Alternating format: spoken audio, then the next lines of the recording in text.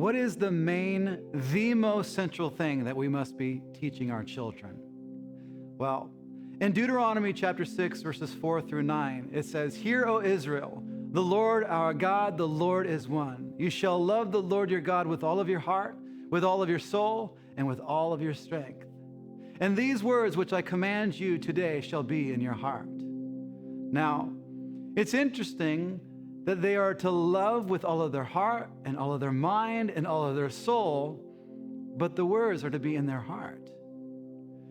You shall teach them diligently, and that's an important word, diligently to your children, and shall talk of them when you sit in your house, when you walk by the way, when you lie down, and when you rise up. You shall bind them as a sign on your hand, and they shall be as frontlets between your eyes. You shall write these on the doorposts of your house and on your gates. It's so interesting.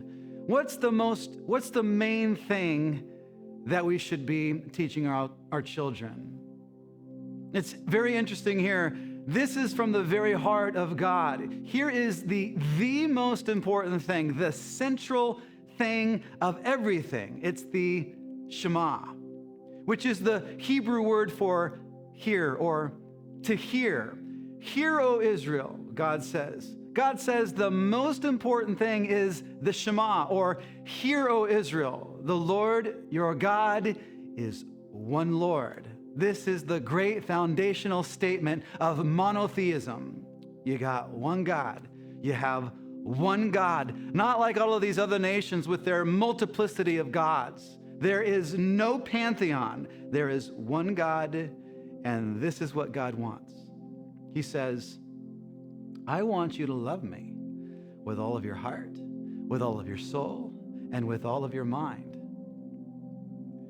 And I want you to teach this same thing to your children, because the next generation is absolutely gone without these truths. It's not Sunday school's responsibility. It is not Christian school's responsibility. It is the responsibility of parents to teach their children these things. That there is one God, and that He is a God that loves us and wants our love. You have to teach that, because they are looking at the news, and they are looking at the world, and they are looking at their Instagram, at their Twitter, at their TikTok, at whatever it is. And all of those things want to contradict this truth.